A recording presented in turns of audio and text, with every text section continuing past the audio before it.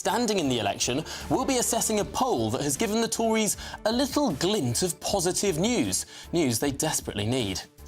Plus, as the first election debate has been confirmed for next Tuesday, we'll be speaking to a man who's trained some of the most successful politicians in our time in public speaking and presentation. I'll be asking him for his predictions.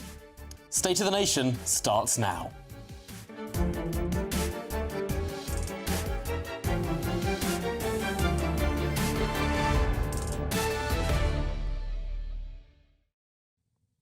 And through it all, I'll be joined by a most theatrical panel. Associate comment editor of The Telegraph, Mutaz Ahmed, and the historian and broadcaster, Tessa Dunlop. That's all coming up after your very latest headlines with Polly Middlehurst.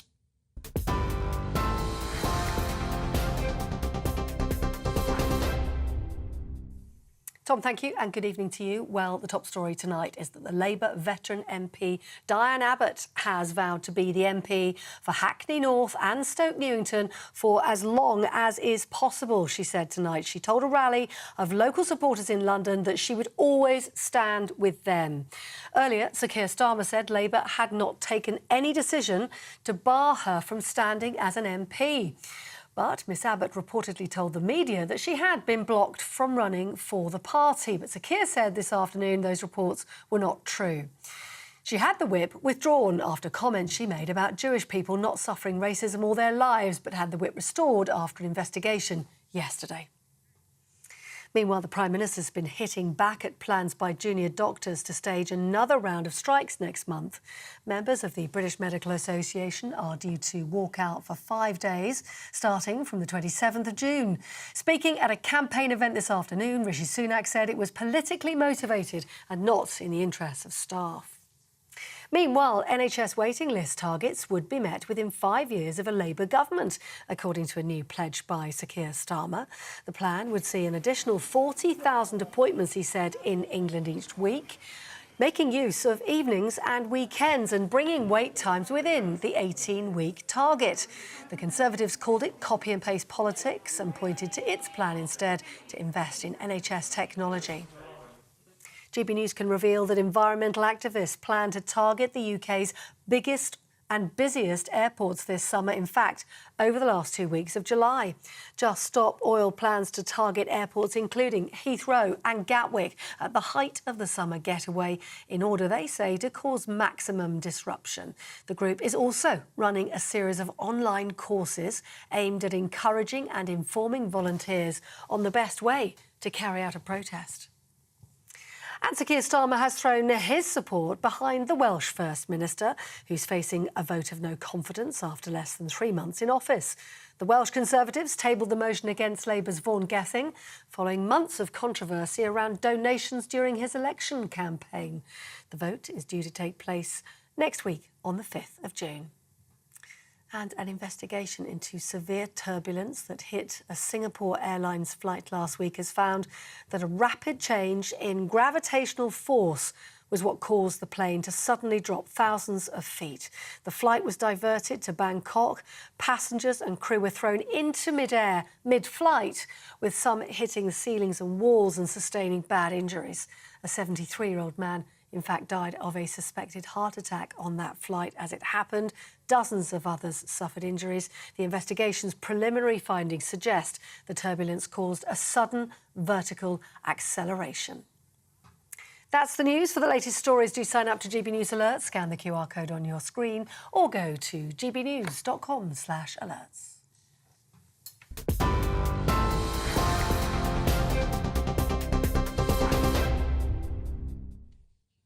Thanks, Polly. Now, first of all, tonight, this is the scene outside Hackney Town Hall where constituents have gathered in support of Diane Abbott.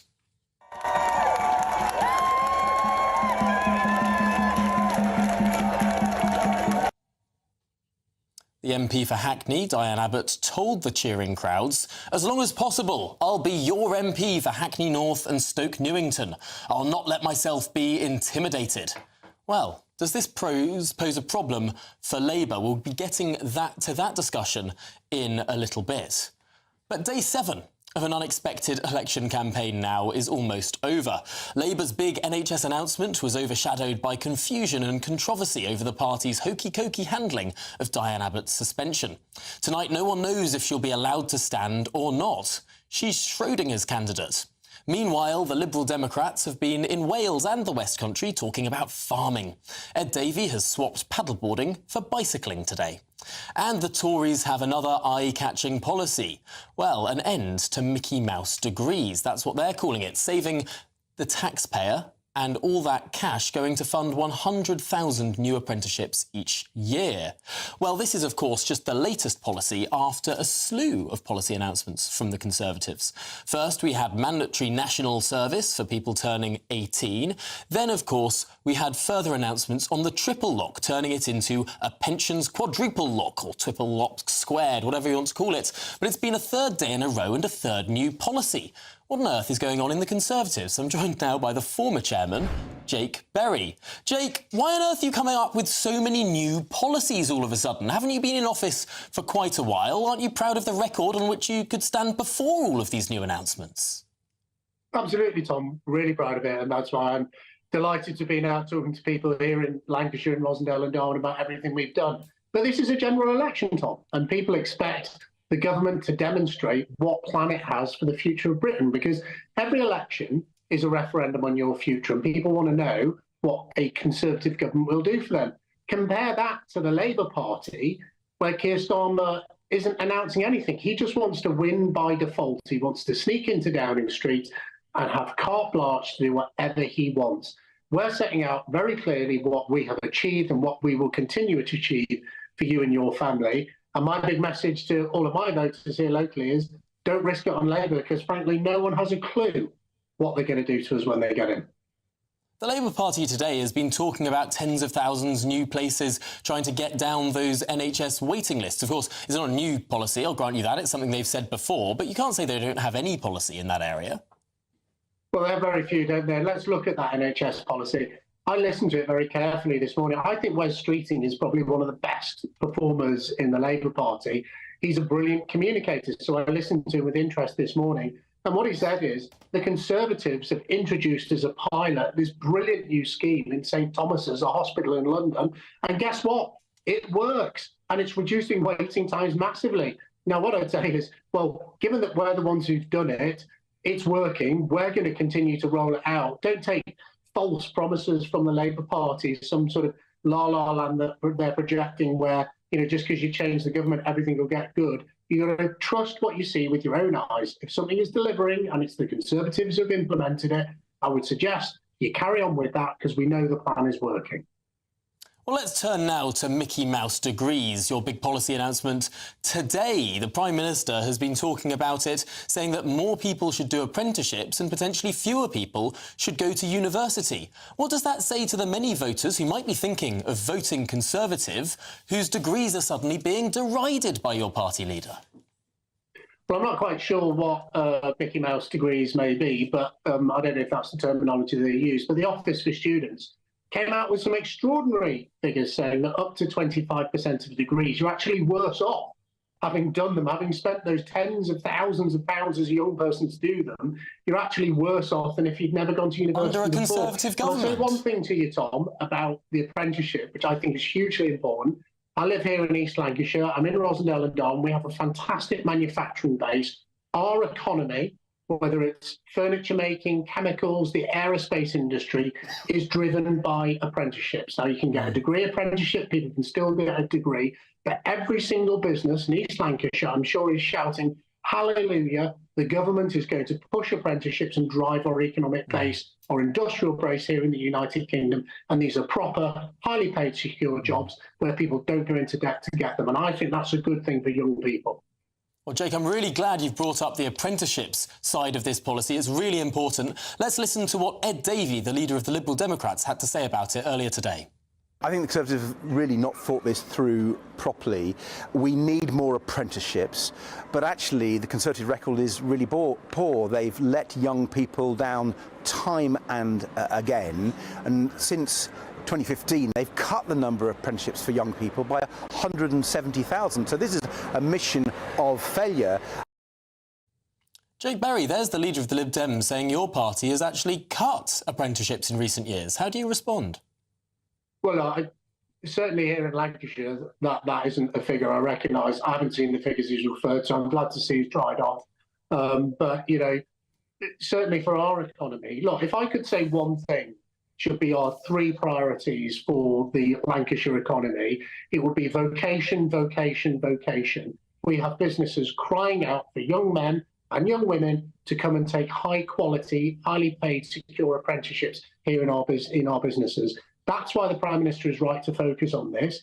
Tony Blair famously said, I want 50% of young people to go to university. That's great. I support that. What about the other 50%? What about the forgotten 50%? We need to be prioritising apprentices so those young people who don't go to university can get those highly paid, secure jobs that we are creating here in Lancashire. Now, Jake Berry, just finally, the Labour Party today has sent out their attack dog, Darren Jones, to claim that the Conservative Party has an enormous black hole in its spending plans. This is what he said. Well, look, the Conservative Party has set out a number of policies in this first week of the general election campaign, which is over £70 billion of unfunded spending commitments. And it's for the Conservative Party to answer the question, how are you funding these commitments? As we've said it today, there is a real risk of unfunded policies affecting directly family finances, as we've experienced after Liz Truss and Kwasi Kwarteng. Well, that was Darren Jones saying that there's £70 billion of unfunded spending you've signed up to. Well, look, if that's your attack dog, I think you might want to go back to Battersea Dogs Home and see if they've got something a bit fiercer. But their figures are complete and utter nonsense. They're trying to scare people. The government has quite rightly set out a desire to get rid of national insurance over the very long term. It's not going to happen anytime soon. And they're saying, well, that's, you know, you're going to have to pay for all of that in year one. No, you don't. You should be having an economy where working people are able to keep more of their own money in the first place. We should be talking long term about tax cuts. And I say this, Tom, to your viewers and listeners at home. Anyone who believes that if you vote Labour and you get a Labour government, that all of the pie-in-the-sky promises they've made, nationalising the railway industry, nationalising apparently some water companies, giving trade unions carte blanche to renegotiate all their terms and conditions, anyone who believes, as Keir Starmer, the self-proclaimed socialist this week said, that that can be paid for by putting VAT on school fees and closing a non-existent now tax loophole on non-doms is dreaming. If we get a Labour government, they're going to put your taxes up. They've set out a massive shopping list. All of that is unfunded, and that is the real risk. My dog's just walked into the background there. He could be their new attack dog. That is the real risk if you vote Labour. Well, Jake Berry, former chairman of the Conservative Party, really appreciate your time. Thanks for joining us here on State of the Nation. Now, delighted to say that joining me to discuss the latest developments today are the Associate Comment Editor of The Telegraph, Mutaz Ahmed, and the historian and broadcaster Tessa Dunlop, as well as our primetime provocateur, as I'm told your new title is, Adam, Adam Cherry. Adam, we're going to start with you because you've been in Hackney today, and Diane Abbott has been speaking on the steps of the town hall, saying she's going to stand no matter what. Yeah, in the last hour or so. It's really interesting, right? So I will stand, I will be your candidate no matter what. No matter if I'm suspended or what, I will be there. So this is really revealing because we, I think, had assumed that regardless of what happened with this year-long investigation, ultimately her real desire was to stand down at this election with a red, you know, as part of the red team, as a Labour MP, at least have the dignity of doing that. Now it looks like she's staying. And I was, as you say, I was in Hackney earlier today asking the locals what they thought of her, what they thought of the Labour Party, and how they'd handled this hot mess. And almost everyone I spoke to said they would back her over Labour. You don't forget, she's got a 33,000 vote majority in there. I mean, in 2019, it's enough to just keep your seat if you're a Labour MP. That was enough to get the bubbly out. 33,000 votes is enormous. Yes, it's a very, very Labour area, but also, as you're saying, a personal vote attached as well. Tessa Dunlop, The Labour Party hasn't handled this well today. Just for balance, because we've had on Tory attack boy there, we had on Jake. It's so good to see, by the way, so many television presenters remember their constituents and return home briefly. Jake, they're giving up Talk TV. We have also heard from Sir Ed Davey and, of course, Darren Jones as well. Very brief clip of Ed Davey, not looking particularly fresh, actually, on the campaign trail, but he's exhausted. He's been going down slides and wearing wetsuits and etc., no longer in the first flush of youth. So you want me now to return to Diane Abbott. I mean, it's a complicated situation. I think ideally, probably by 70, maybe a full-time, full-on, quite physical job being an MP is something for the young ones. But Jeremy Corbyn, of course, at 75. Some of these old boys and girls speak to their constituents. Diane has not just put in time, but she established a precedent. You don't, jump over a bar like being the first black woman in Parliament, make a couple of errors a year ago when you're late into your 7th decade and not be forgiven. The issue here isn't Diane, it's the leadership's equivocacy over the matter. Keir Starmer, this lunchtime, didn't even seem to be knowing how to direct his party, and that, for me, is a problem. And Mutaz, this raises questions about how Labour in government, if we're to believe literally every single poll, or even any one of them, they're going to get into government, but they haven't handled this showering themselves in glory. Only last Friday, Keir Starmer said this whole investigation into Diane Abbott was not yet concluded, and now we learn it was actually finished up 5 or 6 months ago. Yeah, it hasn't been handled well, and it's not the first thing they haven't handled well. Just look at how they handled a recent by-election where the candidate had to stand down after the nomination forms were put in. They're constantly indecisive. But I just want to challenge what you said about precedent, right? Diane Abbott is a symbolic MP. That does not make her a good MP. I didn't say she was good. And it doesn't I didn't say she was a good MP. It's not the same as putting in time or doing good work, right? Look at who I suggested that age 70 she may not be able to put in all that good time. Look, I just want to make the point that Diane Abbott is the problem. She's the one who tripped up here. But look at who she was elected with. Keith Vaz. Are you going to defend him? Look, it's a broad church. So it's a broad church. There are many unsavoury characters on both sides of the big party. It is a fantastic thing that she was the first black female MP. It doesn't mean that she deserves special treatment, right? But Labour... But Mutaz, this is what I think perhaps is the problem for a lot of people at the top of the Labour Party. They see, on the one hand, Diane Abbott being close to Jeremy Corbyn, wanting to turn a leaf and wanting to say goodbye to Diane. On the other hand, they play into the identity politics side of things, thinking Diane Abbott was a trailblazer, part of Labour history, the first black female MP, been there for almost 40 years, and they find it hard to let her go. It's the duality at the heart of the Labour project right now. And they need to make their mind up, right? If I had it my way, she wouldn't be back in the party. She'd be suspended because she made a mistake, right? The Labour Party obviously doesn't want to upset its black MPs, some of whom I know... But it's not just about making the mistake, is it? It's about how they have handled doing that mistake, the lies, frankly, they've told the media about whether this investigation was concluded or otherwise, and whether she's allowed to stand or not. Still a big question mark. I think, for me, the biggest problem is the length of time it's taken to resolve, which feels a bit deliberate and it feels quite cruel. This happened over a year ago. To read that letter, where the travellers and Irish and Jewish people apparently didn't experience full-time racism and there was redheads thrown into the mix and no mention of the Holocaust, to read it, I had to go way back into the sort of annals of The Observer or The Guardian. That's how long ago it was published. So this feels like it should have been dealt with, and it deliberately wasn't, I think, so that they could sort of squeeze her out before the election, and this election's come sooner than they thought. This is as much about the PLP as it is about the public. I know personally that black MPs have been putting pressure on Keir Starmer to let her back in, right? The 1987 group, which is of black MPs and party members, have been putting pressure on Keir Starmer. That's the issue. He just needs to make his mind up. He needs to show some authority. And let's not forget, Keir Starmer's also squeezed from his Muslim vote because of the equivocacy over the Gaza issue. Important point to make. Well, Tessa and Mutaz, you'll be back in a little bit. And Adam Cherry, thank you as well. After the break, we're going to be discussing those new plans for the NHS, which have so coincidentally coincided with the announcement of a new junior doctors' strike in general election week. What's going on? That next.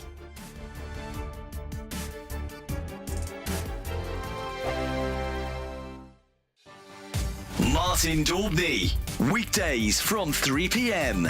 2,000 football banning orders have been issued to England fans ahead of this summer's Euro 2024 tournament in Germany. But authorities think that more than 300,000 England supporters could go to Germany, with Scotland fans, of course, also expected to travel in huge numbers.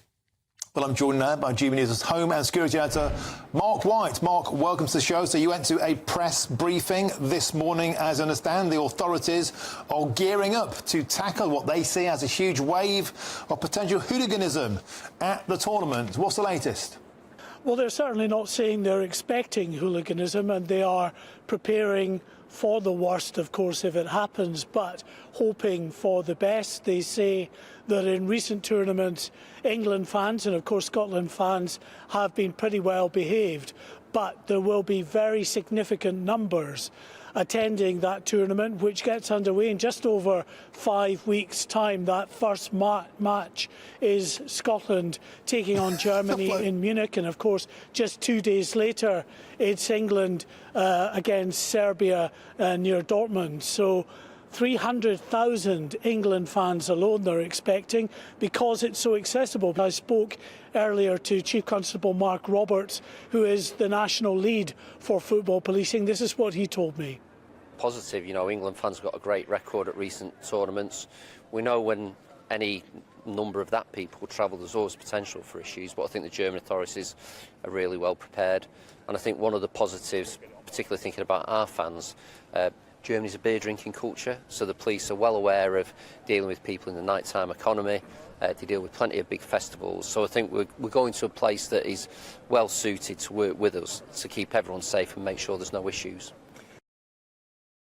In the GB newsroom, we bring you the news as it happens. With our team of dedicated journalists across the UK, GB News brings you accurate reporting of the day's topical agenda. When the news breaks, wherever and whenever it's happening, we'll be there. This is GB News, the People's Channel, Britain's news channel. If you want your news to be straight talking, this is a nightmare for the Conservatives. Again, down to earth. It's not just Nottingham where this is happening, is it? And most importantly, honest. Hard-working, middle-class taxpayers, they'll get their book thrown at them. They catch me, Martin Daubney, Monday to Friday, 3 till 6 p.m. on GB News, Britain's news channel. In the GB newsroom, we bring you the news as it happens. With our team of dedicated journalists across the UK, GB News brings you accurate reporting of the day's topical agenda. When the news breaks, wherever and whenever it's happening, we'll be there. This is GB News, the People's Channel, Britain's news channel.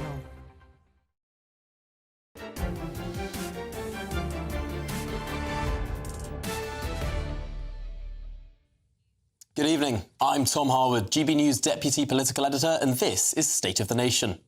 Now, the British Medical Association has announced that junior doctors will strike for 5 days in the week leading up to the general election. The union is demanding a 35% pay increase, and the strikes were announced on the same day as Labour's big push on the NHS. Interesting. Well, earlier, the Health Secretary, Victoria Atkins, criticised junior doctors for walking away during negotiations, in her words. Let's have a listen. Junior doctors had a 10.3% pay rise last year. They walked out of negotiations towards the end of the year when I wanted to give them more. I've tried to keep the channels of communication open. I have gone over and above the Junior Doctors Committee heads in order to produce a programme of work with NHS England to improve working conditions for junior doctors, because I understand they have genuine concerns and I want to help them. And now I've entered mediation with them in good faith to try to find solutions to this, but they walk away yet again. Well, over to Labour, and it said it will not meet the 35% pay rise demand either, whilst also promising to clear the NHS waitlist backlog within 5 years. Well, the whole situation has echoes of February 1974 and that general election. Britain back then was in the midst of the 3-day working week, a drastic measure brought in to conserve coal and electricity after prolonged industrial action. With union action grinding the country to a halt, the Conservatives fought the election under the slogan, "Who governs Britain?" Well, the electorate famously answered back, "Not you." The strike will take place during the official pre-election period, this NHS strike. Well, that period is known as purdah, when ministers are not allowed to make political decisions. This, of course, prevents government from properly entering negotiations with unions during an election campaign. So what exactly is this strike for, other than posturing? Well, with me still is my panel, Associate Comment Editor of The Telegraph, Mutaz Ahmed, and the historian and broadcaster, Tessa Dunlop. Mutaz, I'm going to start with you, because this is a pretty extraordinary announcement. I can't remember a time where there's been a strike just days before polling day. Yeah, they've given credence to the claim that they're just a political front. It's the worst thing they can be accused of. They're doctors, right? They had a huge amount of public sympathy, a huge amount of goodwill before this all started. Now they just look like political actors, right? You've got to ask who benefits from this. It's a small clique of leaders in these unions who do the political liaising, who want to make a political point, who don't particularly have hands-on experience with patients. Who doesn't it benefit? It doesn't benefit patients. They're going to have to wait longer because these guys want to make a political point. It doesn't benefit doctors because they're losing the goodwill. It doesn't benefit the NHS because it's going to have to solve this backlog, this extra backlog, on top of all the other inefficiencies it has, right? So it's not just political, it is just terrible. And it does look political, doesn't it, Tessa? Well, of course it's political. The NHS knows it'll probably get more money and fresher feet on the ground if the Labour Party get in. They've got their brightest button, Wes Streeting, coming out, 40,000 new appointments. He's going to work them at weekends and in the evenings. Goodness knows how many strikes we're going to get then. But this is more for the Conservative Party because they didn't put this strike to bed before they called the election. Should they have given 35%? Rishi Sunak was in charge. He decided when the election was called, this could have been avoided. I don't know. I'm not at the table. I don't believe that historically the restorative 35% is realistic. I want 35%. I used to earn more in my 20s than I do now. Yeah, so I think that there are huge issues. We are the generation of wage stagnation, which is why, by the way, I have an issue with the triple extra plus lock on the pensions. It's the young people. Plus good squared. Yeah, it's the young people who aren't having babies who need the money. And by the way, I'm past my prime on that front too. But the likes of Mutaz, how much are you paid? What is your salary? I don't think that's appropriate to ask at all. The point is we've got wage stagnation, so my sympathy for the doctors is limited, but I don't think it's foul play. I think this is fair play because strikes are political. Look, Rishi tried to put it to bed, right? I think the really interesting thing this time is Keir Starmer tried to put it to bed. He asked them not to strike and they didn't listen to him. And that's really concerning because if even the prospect of a Labour government doesn't stop these guys, what will?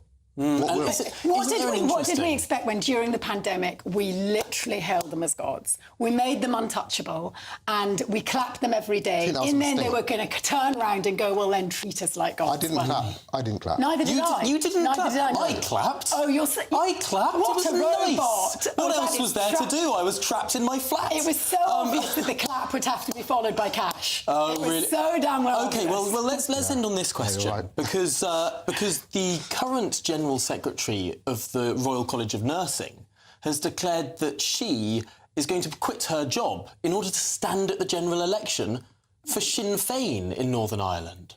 And I'd suggest that shows that actually these union leaders are deeply, deeply political people. Why are you looking like that surprising? I thought you were meant to be the deputy political editor of GBNews, and you look like you've just been struck by a thunderbolt. I mean, Sinn Féin is no longer a dirty word. They're the majority party in Northern Ireland. Fair play to her if she thinks she that she can run it better than the rest of them. Why not? We've all got to have a political colour if we're going to stand, unless we're Jeremy Corbyn, independent. Mutaz, a final word to you. Sinn Féin hates Britain. In my view, right. It doesn't surprise me that someone who paralysed the NHS for a short period, or perhaps more, would join a party like that. So you had an objection to the nurses striking, did you? Historic strike for women and 90% female workforce who are historically underpaid. I have an objection to all people in healthcare striking, right? I have family members who work in healthcare. I think they should put patients first. And I think actually, from the goodwill they get out of that and the respect they get out of that, they do get pay rises. But this isn't the way to handle it. Well, on that note, we've got much more to cover. So, Tessa and Mutaz, thank you very much indeed. After the break, we'll be discussing the Tories' new plans to go after so-called Mickey Mouse degrees. How do you feel about studying surf management?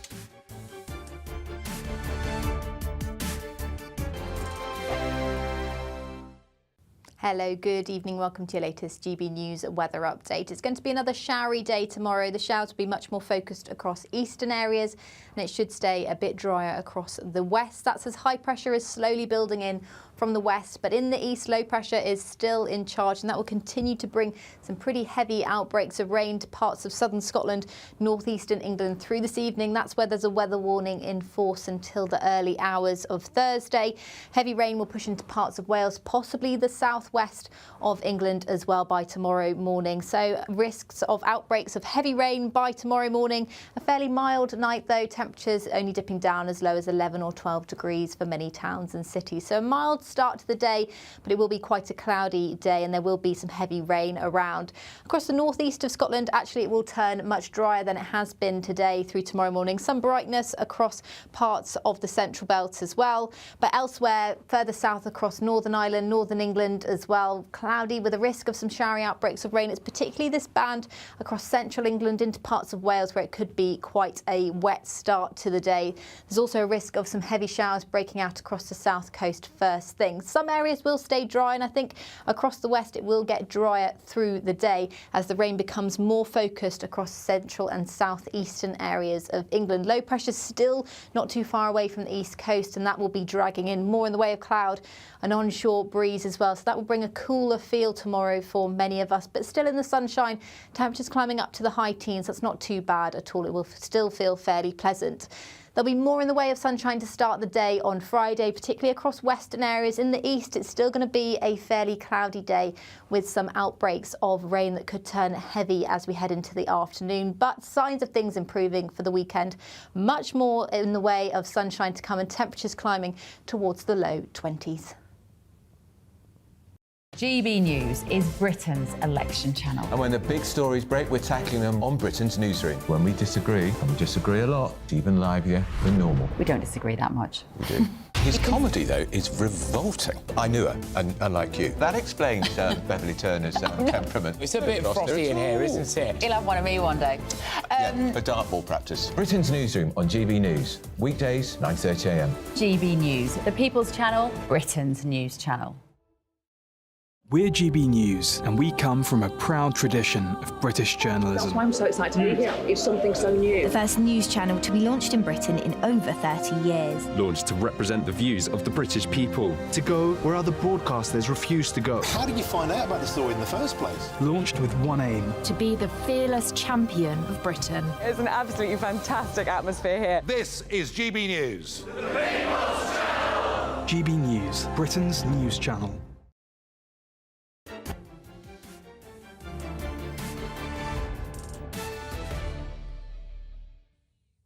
Good evening, I'm Tom Harwood, GB News' Deputy Political Editor. It's 32 minutes past 8. This is State of the Nation. Now, are the polls narrowing in this general election? One poll yesterday took Westminster by storm, showing a narrowing of Labour's lead against the Tories. JL Partners found that Labour's lead had been reduced from 18 to 12 points since April, albeit other polls still show the gap being much, much wider. Well, what's behind this confounding result? Joining me is the co-founder of JL Partners, James Johnson. James, what are you doing in your methodology that seems to show a tightening here in this race? Yes, there's two things going on, Tom. One is how we end up with this smaller Labour lead of 12 points compared to some of these other pollsters that have 27, 28-point leads. Two things going into that. One is how we deal with people who say they don't know. There are a significant number of people in these polls who are saying they don't know how they're going to vote. What we do is we use what's called a machine learning model, without making your viewers go to sleep, which reallocates them based on how they voted before, but also how they're answering in the rest of the survey. So, for example, if you're answering the survey, you say you don't know, but later in the survey, you say that actually you think Rishi Sunak's best on the economy, you're a bit worried about Keir Starmer's record on immigration, for example, then that will reallocate you to be a Conservative, or indeed, if it's the other way around, Labour or Lib Dem, Reform, whatever. We also have a turnout model that, based on how people have generally voted in the past, we know, for example, that younger people vote less than older people. It will also reallocate people in terms of that. That's what puts us a bit lower down in terms of Labour leads compared to our competitors. We think that's right. We think that's the right approach. because of those reasons I've explained. You know, don't knows will make up their minds and people will turn out and vote. There's something else, though, Tom, which is what's happened since April, and that's amongst older voters. Amongst over 65s, we had the Conservatives 8 points ahead in April. Now they are 20 points ahead of Labour. So we think that the Conservatives are firming up that grey vote, as it gets called. And when did you conduct this research? Was that after the announcement on the double super good plus lock triple quadruple whatever we're going to call it? Was that after some of these perhaps election bribes to the older voters? So interestingly, this was actually conducted on Friday and Saturday. So it was just before those announcements actually dropped. So it could even be that the Tory party policies could shore that vote up further. It could even win over more Reform voters. We've still got 12% of Reform voters saying they'll vote Reform in our poll. That's obviously quite significant, and it could show there's more for the Conservatives to squeeze. However, I would say the Conservatives shouldn't get too excited. We put out another report today called Red Votes, Blue Values by JL Partners, and what that shows is it shows that actually the average Labour voter who's part of Labour's lead, 40% of Labour's lead, I should say, they are actually more likely to share policy views with the Conservatives than with Labour. But they're voting Labour anyway. They don't think Rishi Sunak can lead the country convincingly. They don't back the Conservatives on their overall track record of governing. So even though these policies might be popular, voters might say, yeah, but the guy behind it, he hasn't got the wow factor for me. So some caution there, I think. It's almost this sort of 14 years argument, that word that we keep hearing in focus groups, that it's time for a change, these guys have been in for a long time. Perhaps this was the biggest folly of getting rid of Boris Johnson. With Boris Johnson, this was a first-term government. With Rishi Sunak, well, it's a fifth Prime Minister in a very long time in power. Perhaps that is something behind all of this, although, of course, Boris Johnson would come with his own problems too. But James Johnson, thank you so much for talking through that remarkable poll and the mechanics behind it. Well, here's what the Prime Minister had to say on Mickey Mouse degrees earlier today. Someone who believes that you have to go to university, and all the apprentices I've been talking to this morning are proof of that, describing it as the best decision they ever made. And what we do know is that there are university degrees that are letting young people down. Independent studies say that around 1 in 5 people who are on degrees would have been financially better off not doing them. About 1 in 3 graduates are on non-graduate jobs. So actually, we are better off providing those young people with the opportunity of a high-quality apprenticeship. The regulator will be given the powers to look at underperforming degrees, looking at the progression rates, the dropout rates, the earnings of people on those degrees, and instead we will use that money to fund 100,000 new apprenticeships. Well, in response, the Shadow Education Secretary, Bridget Phillipson, pointed out, she said it was laughable that the Tories had presided over halving of apprenticeships. She said it was laughable for them to now be announcing this. With Labour pointing out apprenticeship achievements among the under-19s are down 50%, while starts have dropped by 30% in every English region. That's according to Labour research. Well, joining me are my panel, associate comment editor of The Telegraph, Mutez Ahmed, and the historian and broadcaster, Tessa Dunlop. Tessa, is the sort of anti-Mickey Mouse degree angle potentially a vote winner for Rishi Sunak? Do you know what? What was Rishi Sunak on about there, Matt? And trying to pretend that he's saving young people money by steering them into worthwhile degrees and apprenticeships.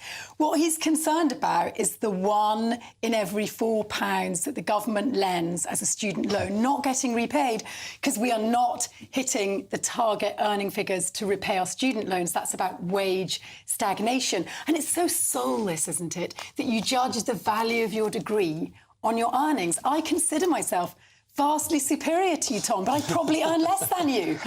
Does that mean I'm actually somehow worth less than you as a human being? No, of course it doesn't. But for this is about the state of our economy. This is about pounds and pence, isn't it? Because we can it never used to be. But it never used to be. We never had half the population going to university. Between 2012 and 2019, do you know which course has seen the biggest slump in applications? Which is it? English. That is a travesty. Well, let's turn My daughter, incidentally, who's as good at English as she is at maths, is doing maths But she looks at the state of the economy and says, I ain't taking a punt on English. I'll do maths. By the way, if you do a maths A-level, your earnings will be 10% higher than other people. Well, is that such a bad thing, after all? It's just soulless. It's like China, isn't it? I mean, I'm just saying we need to muscle up, but I don't like being told to muscle up by my Prime Minister in that soulless way. Reuters, what do you make of this? Are we becoming like China? Look, future earnings matter a lot to students from low-income households, right? They want to move up the ladder. And we've got more households with low incomes these days than we did 40 years ago. They want to move up the ladder, and this is the tragedy of these scams, right? Yeah. They're not Mickey Mouse degrees. They give these people a false hope, right, that they will obtain this piece of paper and they'll be able to get a good job with it. Instead, they're saddled with £50,000, £60,000 worth of debt, and then they have to work in retail for £18,000 to £20,000. Could you name which degrees? Which degrees are you predominantly concerned about? Because Rishi Sunak didn't cite a single degree that he considered to be Mickey Mouse. We know it's about 13%. Name one. Name one of these degrees. Why do I have to? Why? I want to know how about this? I think we've got some examples. I think we've got some examples. Let's see if we can draw these up. Because there's a degree called surf management at a university in Cornwall. We're going to see if we can get these up on the screen. Studying the science of surfing. Should you really need a degree to go off and teach how to surf the waves in Cornwall? Quite a big part of the local economy in Cornwall. But I just want to cite an example. We had this little conversation. Should it need to have a degree? Well, what was your degree in, Tom? My degree was in politics. Right, so you're one of the rare people who did politics who's managed to cash convert it. But at Staffordshire University, earlier, Mutaz was citing, you can do a David Beckham degree. And I thought, that's absolute codswallop. That's the sort of thing somebody who writes for The Telegraph would come up with. So I Googled it. Staffordshire University offered, as part of their sociology, sports science and media studies, a module on David Beckham as part of a module from football, from folklore onwards to the modern era. That was then somehow dubbed down into David Beckham studies. Surfing studies would be a perfect apprenticeship, right? It's a practical thing. You learn how to do it, blah, blah, blah. Great place to fund it. That's what I would say. Here it is, on the Cornwall College University Centre Surf Science degree, a 2-year degree in surfing. Yeah. You got the word science in there, haven't you? You do. I'm just thinking. I'm sure there is some science to surfing, but perhaps this is something that's better as an apprenticeship than going to university and racking up all that debt. Why not earn while you're doing it? But I suppose it's about looking at the national value of being allowed to learn for learning's sake, experiencing a time in your life that you'll never reclaim, a pursuit of the dream. And I don't think that's so damaging, Many universities in Britain today are not about learning. They've become machines. They've become factories. Although I have to say, they're more about the degree. The value add at university for me wasn't necessarily learning how to do regression analysis. What was it? It was going to debate and associate and make friends and sort of use all of the society stuff. Yeah. So perhaps it doesn't actually matter that much what you study, as long as you make your own progress there. We're going to pause this conversation though, but Mutaz and Tessa, thank you so much. It's been a thoughtful discussion. Next up, who has the right stuff, Sunak or Starmer? We'll be judging the public speaking skills of the men competing to be our next Prime Minister with professional politician presentation coach Graham Davies. Don't touch that dial. This is GB News, Britain's news channel.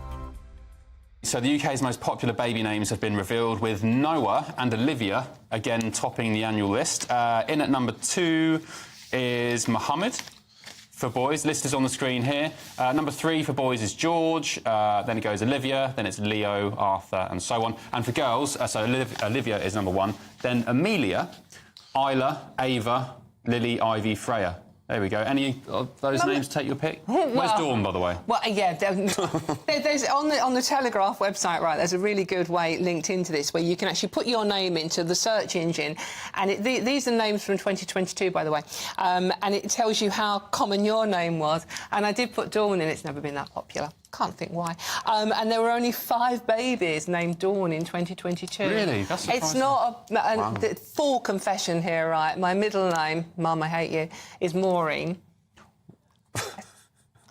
Why is everyone laughing? My middle name is Maureen, which is a good old-fashioned East End name, and that has completely died out. There were no babies named Maureen. Well, it's interesting, isn't it? Names like Keith, for example, Peter. Would you call a baby these days Keith or Ian? Really? Baby Ian?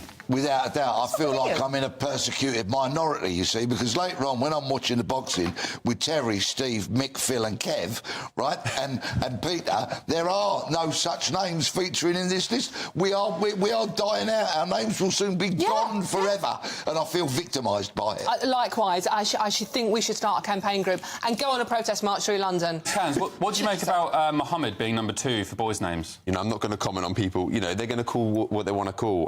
What I find interesting is people that do double barrel because they can't decide, and you know, a lot of people do that, and that's a bit difficult because I think you should just pick a name. You know. I tell you names that are falling down the list though: Harry and Meghan. In the GB newsroom, we bring you the news as it happens. With our team of dedicated journalists across the UK, GB News brings you accurate reporting of the day's topical agenda. When the news breaks, wherever and whenever it's happening, we'll be there. This is GB News, the People's Channel, Britain's news channel. Every Saturday, 10 till 12, we'll bring you all of the news that you need to know. We'll also remind you that there is so much to smile about. It's my favourite time of the week. I get to relax, enjoy some light-hearted stories, and let Ellie teach me about fashion too. That's Saturday Morning Live, every Saturday, 10 till 12. Only on GB News, Britain's news channel. We're proud to be GB News, the People's Channel, and as you know, we always love to hear your views. Now, there's a new way of getting in touch with us at gbnews.com/yoursay. By commenting, you can be part of a live conversation and join our GB News community. You can even talk to me, Bev Turner, or any of the members of the GB News family.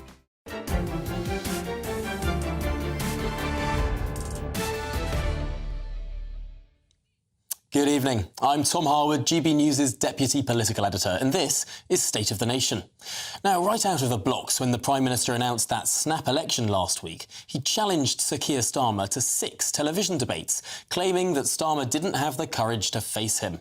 Well, the leader of the opposition, Sir Keir Starmer, rejected that offer, opting to stick to 2 TV debates, one fewer than were agreed to in 2010. Well, he said he'd prefer to engage with voters in person, out and about in the country, and that he knew what the Prime Minister would say. However, another spanner was thrown into the works when GB News presenter Nigel Farage, though not a leader of any party, challenged Rishi Sunak to a debate on immigration.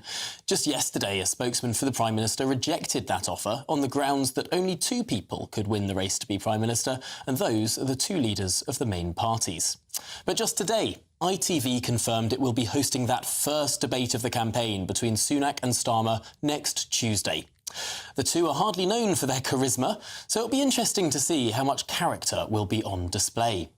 But one man might have a better idea than most of us. I'm joined by a man who knows more than most about public speaking. He's trained the likes of Michael Gove, Sajid Javid and Kemi Badenoch, the political presentation coach Graham Davies.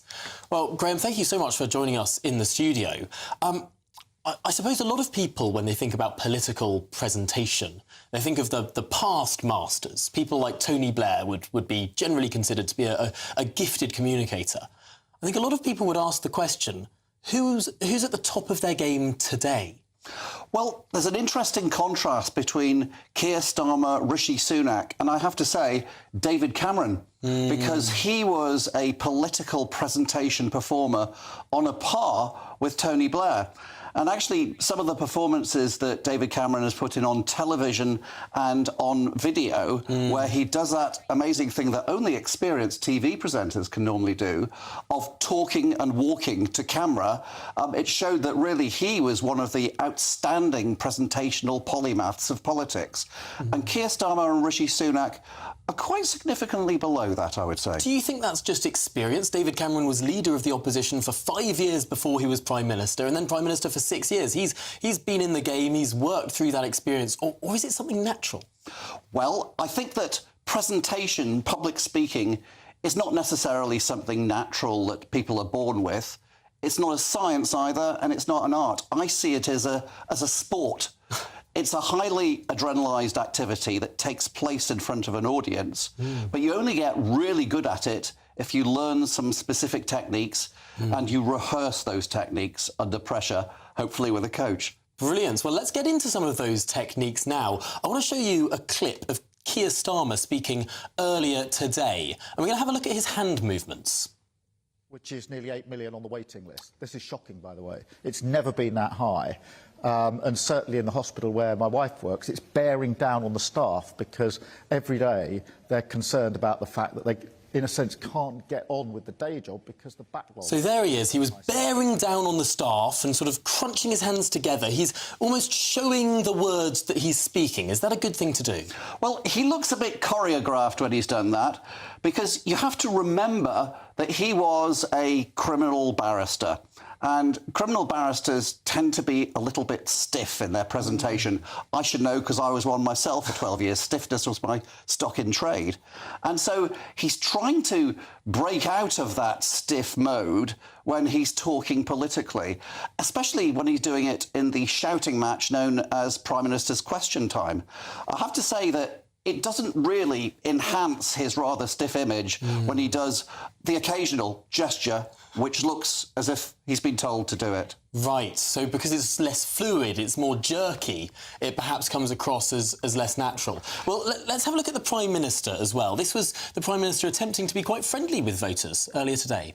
Get the healthcare that you need. I love the NHS. I'm from an NHS family. My dad was a GP, my mum was a pharmacist, and I've worked incredibly hard to get the waiting list down. He's almost clutching his hands together towards his heart when he says, I love the NHS, I'm from an NHS family, my dad was a GP. I suppose he's trying to be meaningful there. He's trying to be meaningful, and he's trying to make every word and every sentence more important than the one before. And sometimes he tries too hard and it comes across as being too earnest. You'll notice also in that speech that actually if we did listen to the words, you'd find that he's actually relying on some old phrases. I wonder if there's anybody in the country who doesn't know that his dad was a GP and his mother was a pharmacist. At the moment, what he lacks is probably not enough new ways of phrasing old ideas. He's going back to stock phrases, and it's not long before he always starts talking about delivering for the British people. Although a lot of politicians would say it's that repetition of messages that they have to use to get through into people's heads, but some do it better than others. Well, of course, if you listen to the Linton Crosby view from about 7 or 8 years ago, he would say that about the time that professional journalists and professional coaches are getting tired of a particular wording, that's the time when the general public are only beginning to absorb it for the first time. But I think that actually, because of the preponderance of TV stations now and social media, we're getting a bit wise to that and getting bored more quickly.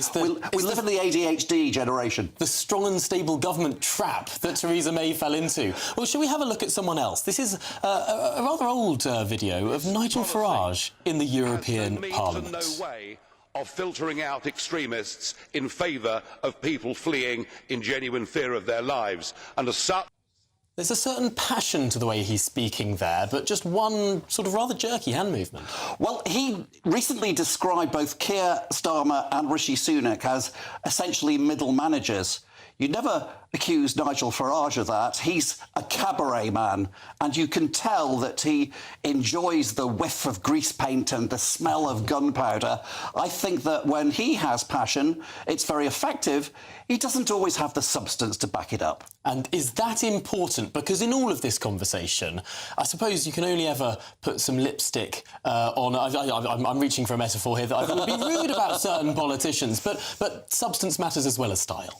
It does, but nearly all politicians that I've worked with benefit with a specific process which leads to precise material and then a perfect performance. Actually, no, I'll rephrase that. There's no such thing as a perfect performance. I'd say you can lead up always to a powerful performance if you've got the right presentation preparation structure. Well, Graham Davies, it's been an absolutely fascinating conversation. Thank you so much for coming in and for being put on the spot there with those politicians we showed you. Well, that's it from me this evening. Coming up next, it's Patrick Christie's.